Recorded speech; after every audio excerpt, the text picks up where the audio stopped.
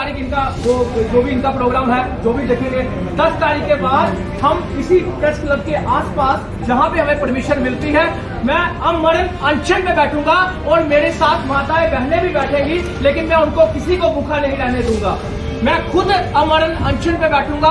मैं तब तक बैठा रहूंगा जब तक मसले हल नहीं होते, जब तक जो प्रीपेड सिस्टम अपनी मर्जी से इन्होंने करवाया वो उसका हल नहीं होता, जब तक प्रॉपर्टी टैक्स बंद नहीं होता और जब तक मेरी माताओं बहनों की बुजुर्गों की पेंशन बहाल नहीं होती, जब तक मेरे में जान होगी, जब तक लास्ट सांस होगी, मैं तब तक वहां पर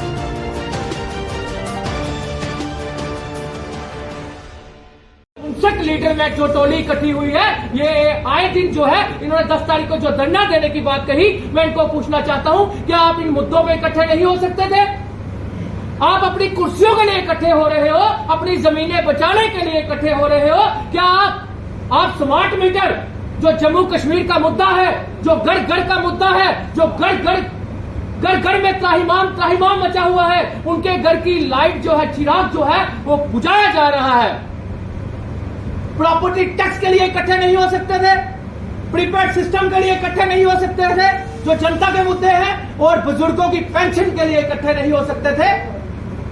आज आप सब रेडिसन होटल में मीटिंग करते हैं और जम्मू के डोगरों की बात करूं तो जम्मू के डोगरों के नेता ये कहते हैं, जम्मू के डोगरों के नेता की यही आवाज थी कि कश्मीर हमें लूट गया, कश्मीर हमें लूट गया, कश्मीर हमें लूट गया। उस मीटिंग में भी आपने देखा, वहां पे भी जम्मू का डोगरा कोई हिम्मत नहीं कर सका बोलने की, कोई बात तक नहीं कर सका जम्मू के डोगरों की, कोई मुद्दों की बात नहीं कर सका। आज जाके कौन बोला? फारूक अब्दुल्ला साहब बोले, महबूबा मुफ्ती बोली और एक लीडर और बोला, वो भी कश्मीर का लीडर बोला। तो क्या जम्मू के डोगरों के लीडर जो बनते हैं, अगर ये अपने मुद्दों को ही दबाने में लगे हुए हैं, अगर ये अपने मुद्दे ही नहीं उठा सकते, क्या जम्मू कश्मीर के नेता जितने भी ये बने हुए हैं, अगर ये इकट्ठे होकर स्मार्ट मीटर, प्रॉपर्टी टैक्स और बुजुर्गों की पेंशन बहाल करने की बात उठाए तो जनता इनके साथ आएगी। इलेक्शन आज नहीं तो कल तो होगी। जनता भी चाहती है इलेक्शन होगी, जनता भी चाहती है इलेक्शन और हम भी चाहते हैं इलेक्शन हो, लेकिन इलेक्शन के लिए आप इकट्ठे हो रहे हो, अपनी कुर्सियों के लिए इकट्ठे हो रहे हो। स्मार्ट मीटर, प्रॉपर्टी टैक्स, बुजुर्गों की पेंशन और आने वाले कल में जो वाटर मीटर लगने जा रहे हैं, जिनकी पाइपें बढ़ने जा रही हैं, उन चीजों के लिए जनता को कौन बचाएगा? इलेक्शन में वोट मांगने जाओगे विपक्ष भी और झूठे वादे करोगे लोगों के साथ, जितना बीजेपी के 25 नल्लों ने, नलायकों ने लोगों को, जनता को बेवकूफ बनाया, आए दिन फिर आप बेवकूफ बनाओगे जनता को। तो मैं कहना चाहता हूं जम्मू कश्मीर की जनता से, अगर ये 10 तारीख को जो धरना देंगे, अगर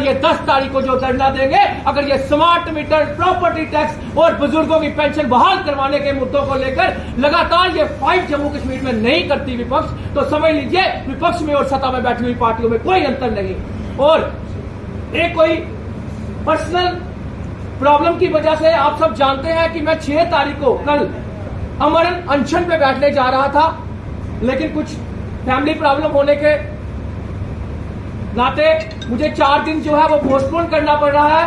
10 तारीख इनके धरने के बाद हम एक दिन डिसाइड कर लेंगे और मैं आपसे वादा करता हूं, मैं अमरण अनशन पे बैठूंगा और जल भी नहीं पीऊंगा। कोई ये नहीं होगी कि हंगर स्ट्राइक होगी, मैं पानी पी लूंगा, जूस पी लूंगा, ऐसा कुछ नहीं होगा।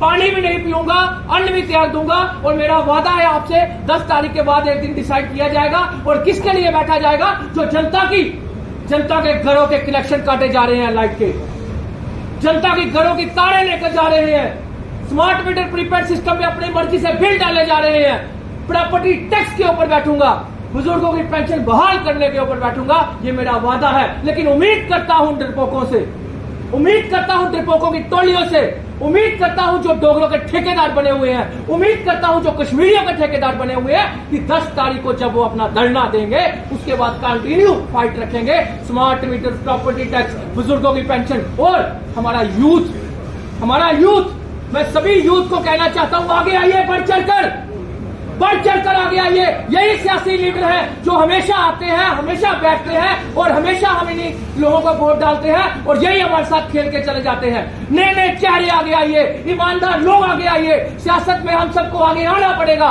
तभी जाकर ऐसे सियासतदानों से छुटकारा होगा और जनता के लिए हमें लड़ना पड़ेगा, हमें खुद लड़ना पड़ेगा। इसलिए बढ़ चढ़कर आगे आइए। जब तक अच्छे लोग सियासत में नहीं आएंगे तो आप मुझे बता दीजिए किस तरह हम वही पुराने सियासतदान, वही पुराने घिसे पिटे ये लोग जो आए दिन हमें पहले भी लूटते आए, अपनी जमीनें घेरी और अपना रोशनी एक्ट में नाम आया, उसको अपने आप को बचाने के लिए ये कहना चाहता हूं, जनता से भी कहना चाहता हूं कि नए नए चेहरे आगे आए, सियासत में नए नए लोग आगे आए। पुराने चेहरे जो चले हुए कारतूस हैं, इन पे विश्वास करना छोड़ दीजिए। अगर ये स्मार्ट मीटर, प्रॉपर्टी टैक्स, बुजुर्गों की पेंशन और हमारे यूथ के फ्यूचर की बात नहीं करते, हमारे बच्चों के फ्यूचर की बात नहीं करते, अगर ये इन्होंने अपनी कुर्सियां बचाने के लिए मीटिंगें करनी है तो हमें इनकी मीटिंगों से कोई लेना देना नहीं। धन्यवाद। If you want to advertise your products and services, please contact us on this number, Mr. Sushil Sharma, 7889834394.